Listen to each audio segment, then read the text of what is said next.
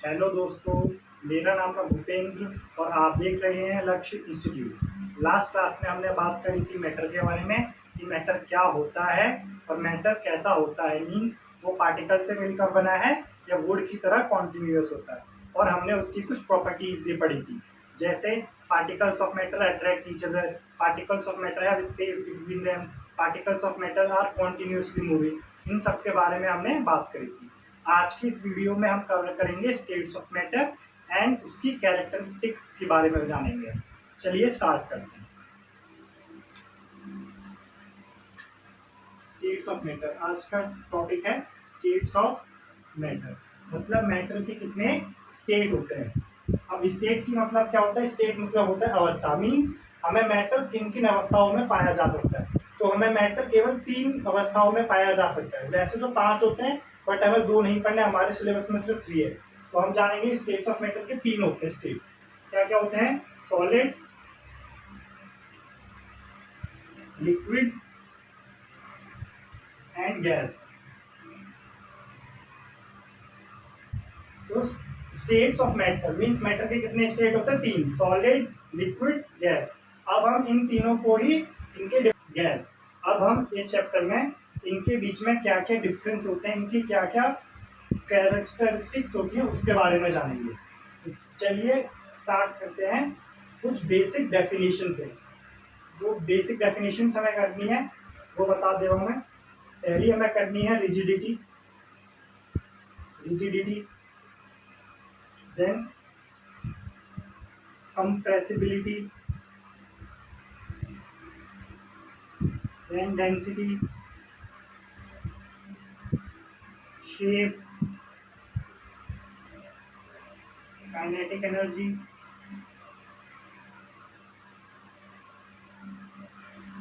and fluidity। तो पहले हम इन वर्ड्स की डेफिनेशंस के बारे में बात करेंगे। आई होप आप सबने सब आ गया होगा। मैं इस पर अब करना चाह रहा हूँ, एक एक करके हम इसके बारे में पढ़ेंगे।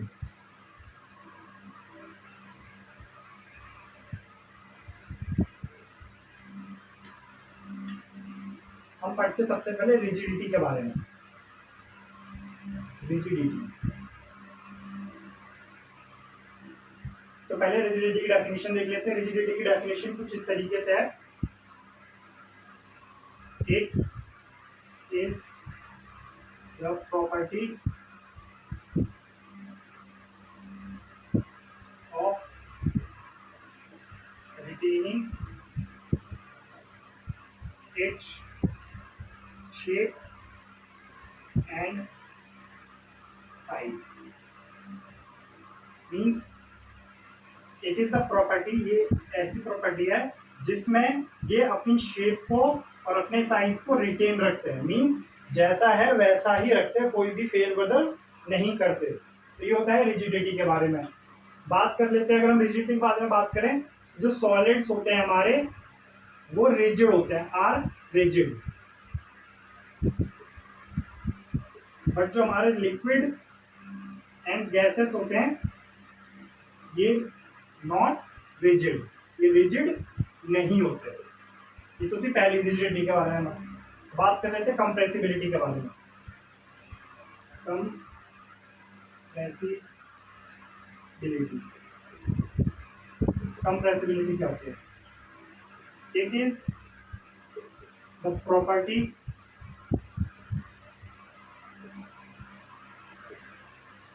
Due to which we can compress। it means we can decrease the volume by applying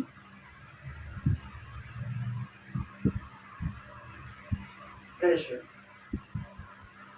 means ये वो प्रॉपर्टी है जिसमें हम चीजों को कंप्रेस कर सकते हैं by applying pressure on them.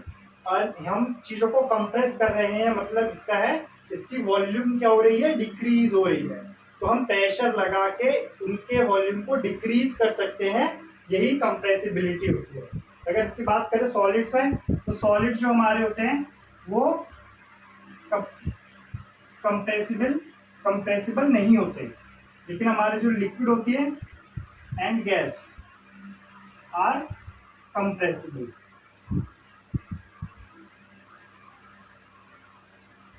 तो ये था कंप्रेसिबिलिटी के बारे में। आई होप आप सबने से पढ़ लिया होगा।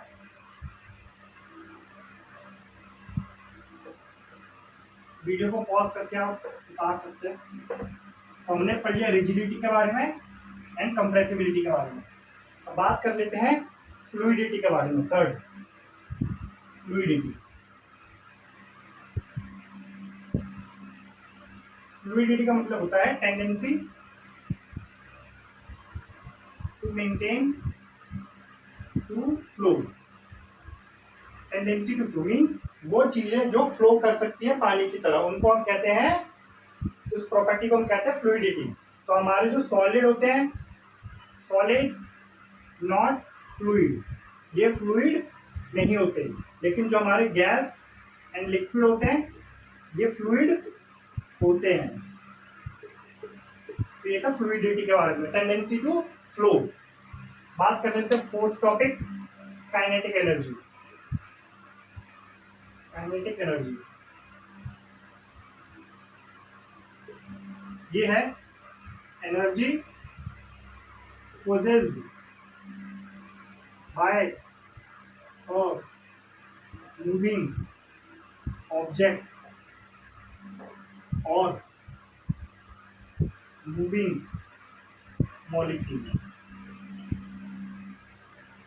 एनर्जी पोजेस मीन्स एक मूविंग ऑब्जेक्ट या एक मूविंग मॉलिक्यूल द्वारा एनर्जी रखना, उस एनर्जी को कहते हैं, जो उनके पास एनर्जी होती है due to their motion. Motion की वजह से उन पे जो एनर्जी होती है वो एनर्जी होती है काइनेटिक एनर्जी। अगर हम बात करते हैं काइनेटिक एनर्जी की, तो सॉलिड में काइनेटिक एनर्जी सबसे कम होती है, लीस्ट। मीन्स ये बहुत कम ही वाइब्रेट करते हैं, मूव करते हैं। लिक्विड और जो गैसेस होते हैं, liquid and gases are have more kinetic energy than solid. तो ये था काइनेटिक एनर्जी के बारे में। Energy possessed by a moving object और मूविंग मॉलिक्यूल, वो एनर्जी जो किसी भी चीज के पास उसके मोशन के द्वारा है, मोशन की वजह से है। तो वो मोशन ऑब्जेक्ट भी हो सकता है, वो मूविंग मॉलिक्यूल भी हो सकता है। तो ये थी काइनेटिक एनर्जी के बारे में। तो बात कर लेते हैं हम डेंसिटी एंड शेप के बारे में। शेप के बारे में बात करते हैं। 5 shape.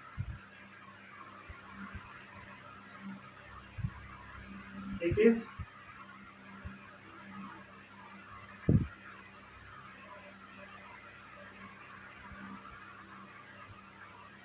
property of having a definite geometry, means इसकी डेफिनेट ज्योमेट्री होनी चाहिए। ये इसकी प्रॉपर्टी है, डेफिनेट ज्योमेट्री हुई। तो जिसके पास भी जब डेफिनेट ज्योमेट्री होती है तो उसकी शेप क्या रहती है, मेंटेन रहती है। तो हम बात कर लेते हैं अगर सॉलिड्स की, तो सॉलिड की जो शेप होती है वो डेफिनेट होती है, बट जो हमारे लिक्विड और गैस होते हैं इनकी ये definite shape, no definite shape होती है, कोई भी डेफिनेट शेप नहीं हो सकती। इनको हम जिस कंटेनर में रखते हैं वो उसी कंटेनर की शेप को ले लेते हैं, बट सॉलिड के साथ ऐसा नहीं है। जैसे शुगर है, शुगर अभी आपने किसी बाउल के अंदर रखी हुई है तो भी वो स्क्वायर शेप में है, और उसको अगर अपने हाथ पे भी आप रखोगे तो भी जो उसके पार्टिकल्स होंगे वो स्क्वायर शेप में ही रहेंगे, मीन्स क्यूब शेप में रहेंगे। लेकिन वाटर और गैस के साथ ऐसा नहीं है। हम वाटर को जिस भी ग्लास में, जिस भी कंटेनर में डालते हैं वो उसी की शेप को एक्वायर कर लेते हैं। तो ये थी शेप के बारे में। देन बात कर लेते हैं प्रॉपर्टी नंबर 6, डेंसिटी। डेंसिटी होती है मास पर यूनिट वॉल्यूम, मास पर यूनिट वॉल्यूम। इसका मतलब है कि जो मास है वो पूरे ऑब्जेक्ट में किस तरीके से डिस्ट्रीब्यूटेड है, मास पूरे ऑब्जेक्ट में किस तरीके से डिस्ट्रीब्यूटेड है, वही उसकी डेंसिटी कहलाती है। और डेंसिटी का फॉर्मूला अगर हम देखें तो ये को कुछ इस तरीके से होता है, density is equals to mass upon volume. तो ये तो थे कुछ बेसिक टर्म्स जो हमें पता होने चाहिए जब हम states of matter mean solid liquid gas को डिफरेंशिएट करेंगे, तो हमें पता होने चाहिए, इसीलिए मैंने ये पहले करवाया है। अब हम उनके डिफरेंशिएशन के बारे में पढ़ेंगे, डिफरेंशिएट करेंगे उन चीज़ों को। चलिए स्टार्ट करते हैं इसको रब करना आपने हो, आई होप आप सबने सुधार लिया हो।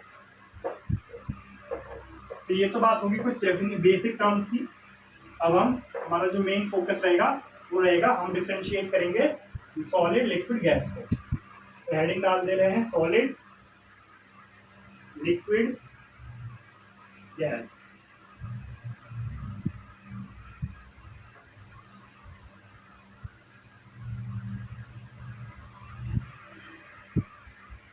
इधर हम इसकी प्रॉपर्टीज लिखेंगे, तो क्या क्या प्रॉपर्टीज होती हैं। तो सबसे पहले बात कर लेते हैं इनकी मास की। तो इनका जो मास होता है, मास वो डेफिनेट होता है, मीन मास हमेशा सेम रहेगा, ये इनकी चेंज होता है, डेफिनेट डेफिनेट एंड डेफिनेट। मास तीनों का ही डेफिनेट होता है। बात कर लेते हैं शेप एंड वॉल्यूम की। शेप एंड वॉल्यूम, शेप और वॉल्यूम की बात करते हैं तो इसमें होता है डेफिनेट शेप एंड वॉल्यूम। इनकी शेप भी डेफिनेट होती है और वॉल्यूम भी डेफिनेट होती है। लिक्विड की बात करें तो शेप हमारी नॉट डेफिनेट, शेप डेफिनेट नहीं रहती, मतलब शेप जो है वो कंटेनर की ले लेता है ये, बट इसकी जो वॉल्यूम होती है वो डेफिनेट होती है, मीन्स वॉल्यूम चेंज नहीं होती। एंड अगर बात करते हैं गैसेस की तो ना ही इसकी शेप डेफिनेट है, shape not definite and shape volume not definite. ना ही इसकी शेप डेफिनेट होती है और ना ही इसकी वॉल्यूम डेफिनेट होती है। जिस भी कंटेनर में हम रखते हैं वो इसी की शेप ले लेता है और उतनी ही वॉल्यूम भी एक्वायर कर देता है। तो ये थी शेप एंड वॉल्यूम के बारे में। तो सॉलिड्स कैसे होते हैं, सॉलिड्स की डेफिनेट शेप एंड वॉल्यूम होती है, लिक्विड की शेप डेफिनेट नहीं होती बट वॉल्यूम डेफिनेट होता है, और गैस की ना ही शेप डेफिनेट होती है ना ही वॉल्यूम डेफिनेट होती है। बात करते हैं थर्ड प्रॉपर्टी की। थर्ड प्रॉपर्टी की बात कर लेते तो वो कर लेते हैं हम फ्लूइडिटी की। फ्लूइडिटी, फ्लूइडिटी में हमारे जो सॉलिड्स होते हैं नॉट फ्लूइड, नॉट फ्लूइड, ये फ्लूइड नहीं होते, ये होते हैं yes fluid, these are fluid means ये फ्लो कर सकते हैं। तो ये हो गया फ्लूइडिटी के बारे में, ये 3 प्रॉपर्टीज होगी। आई होप आप सब में से पढ़ लिया हो। आप वीडियो पॉज करके उतार सकते हैं।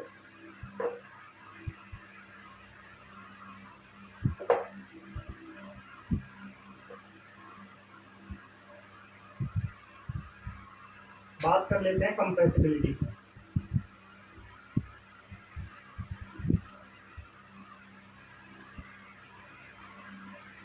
कंप्रेसिबिलिटी और नेग्लिजिबल नॉट कंप्रेसिबल, ये होते हैं नॉट कंप्रेसिबल, इसको हम कंप्रेस कर ही नहीं सकते सॉलिड्स को, नॉट कंप्रेसिबल। ये होते हैं negligible compressible, negligible compressible, and ये कंप्रेसिबल होता है। ये तो कंप्रेसिबिलिटी के बारे में बात हो गई। क्वेश्चन 5 बात कर लेते हैं काइनेटिक एनर्जी की। Kinetic energy, least kinetic energy, इनकी काइनेटिक एनर्जी सबसे कम होती है, more than that of solid, solid से ज्यादा होती है, more than both, more than both solid and दोनों से ही इसकी काइनेटिक एनर्जी क्या होती है, ज्यादा होती है। तो सॉलिड की काइनेटिक एनर्जी लीस्ट, इनकी काइनेटिक एनर्जी सबसे कम होती है, मतलब इसके मॉलिक्यूल जो होते हैं वो बहुत कम मूव करते हैं, अपनी जगह वाइब्रेट करते हैं। लेकिन जो लिक्विड्स होते हैं, लिक्विड की जो काइनेटिक एनर्जी है वो सॉलिड के पार्टिकल से ज़्यादा होती है और गैस की सो दोनों से ज़्यादा होती है, सबसे ज़्यादा काइनेटिक एनर्जी होती है। ये बात होगी काइनेटिक एनर्जी के बारे में। देन बात कर लेते हैं डेंसिटी के बारे में। 6 डेंसिटी, जिसको हम हिंदी में घनत्व भी कहते हैं। तो डेंसिटी की बात करें तो ये होते हैं हाईली डेंस, हाईली डेंस, इनकी डेंसिटी ज़्यादा होती है। Than less than solid, less than both. तो सब डेंसिटी की बात करें तो डेंसिटी सॉलिड्स की सबसे ज्यादा होती है, फिर लिक्विड की होती है, एंड फिर गैस की होती है। तो ये थी डेंसिटी के बारे में 6 प्रॉपर्टी। आई होप आप सबने सब आ गया। बात करते हैं property 7।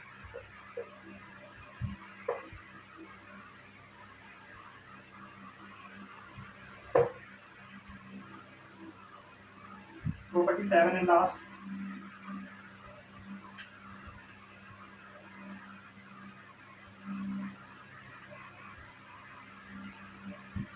force of attraction, force of attraction between particles. Strong force, strong attractive force less than solid, solid से कम होती है, और इसकी less than both, less than both, और weak attraction force less than solid, less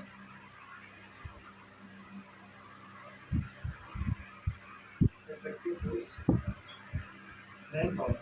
तो ये तो बात होगी फोर्स ऑफ अट्रैक्शन, मींस इनके पार्टिकल्स के बीच में फोर्स ऑफ अट्रैक्शन सबसे ज्यादा होती है सॉलिड में, देन फिर लिक्विड में, एंड देन फिर गैस में।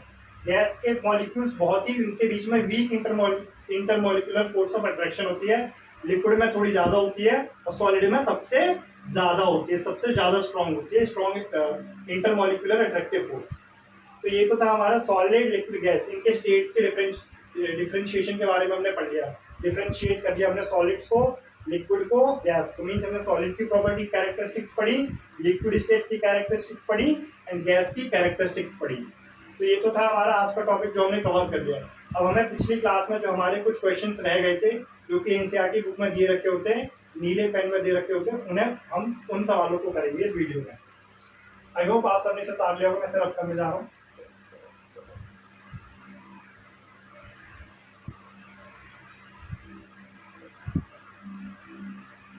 देख लेते हैं।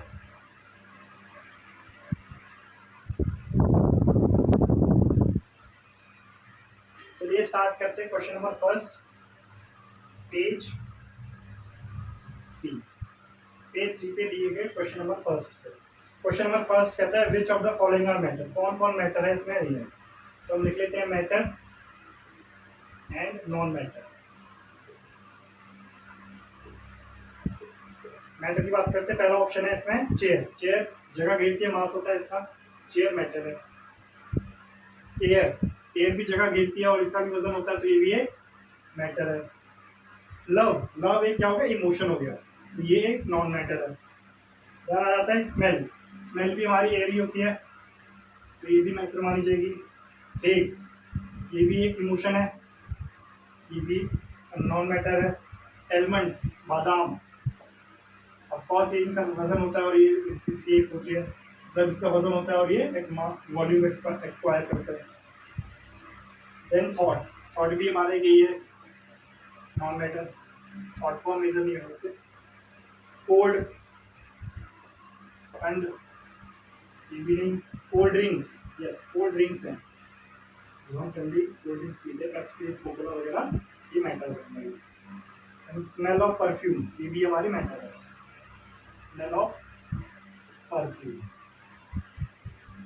तो ये था क्वेश्चन नंबर फर्स्ट, मैटर क्या है और नॉन मैटर क्या है, हमने इसको अलग करते हैं। क्वेश्चन नंबर 2, क्वेश्चन नंबर 2 कह रहा है give reason for the following observation, हमें रीजन देना है। The smell of hot sizzling food reach you several metre away, but to get the smell from to old food you have to go close. तो गर्म खाने की smell हमें दूर से ही आ जाती है और ठंडे खाने की स्मेल हमें नहीं आती, हमें उसकी महक लेने के लिए उसके पास जाना होता है। तो ऐसा क्यों होता है उसके बारे में जानते हैं। तो हम आंसर लिख लेते हैं, उसके बाद मैं आपको उसका एक्सप्लेन करूँगा। We get smell of hot sizzling food several meter away because their particles of gas of smell get diffused in particles of air faster than cold food smell particles. This is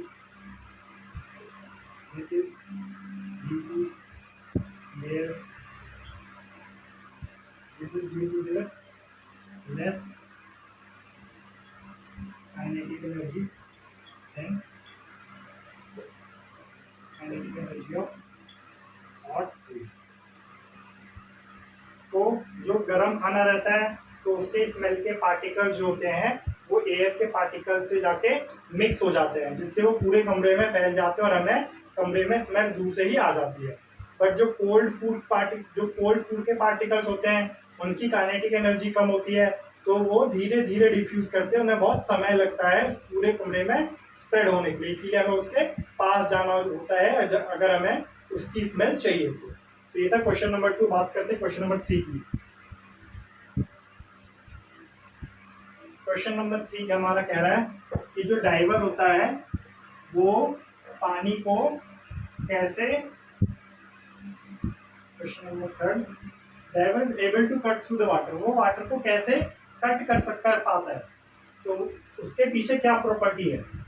जो driver होता है पानी को cut करके उसमें jump लगा देता है। Means a diver is able to cut through water in a swimming pool, which property of matter does this observation show. तो इस ऑब्जर्वेशन से कौन सी प्रॉपर्टी इस ऑब्जर्वेशन को या इस फिनोमिना को डिफाइन करती है, बताती है। तो ये होता है particles of matter have space between them. Particles of matter have space between them. Means particles के बीच में स्पेस होता है जिसकी वजह से वो पानी को काट पाता है। क्वेश्चन नंबर 4 हमारा कह रहा है what are the characteristics of particles of matter. Particles of matter की क्या क्या कैरेक्टरिस्टिक्स हैं हमने पढ़ी थी। Particles of matter have space between them. First. Second, particles of matter are very small in size.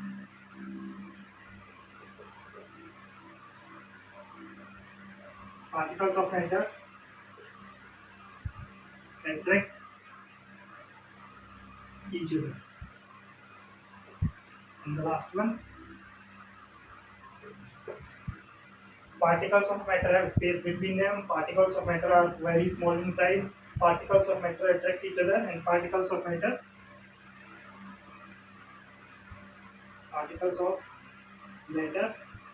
are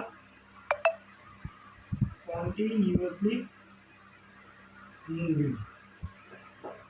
तो ये थी इसकी 4 प्रॉपर्टीज जो हमने पढ़ी थी लास्ट क्लास में। तो यहीं पे सवाल खत्म होते हैं, नेक्स्ट क्लास में आगे कवर करेंगे। For such videos, don't forget to subscribe our channel Laksh Institute and stay tuned with Laksh Institute. Thank you.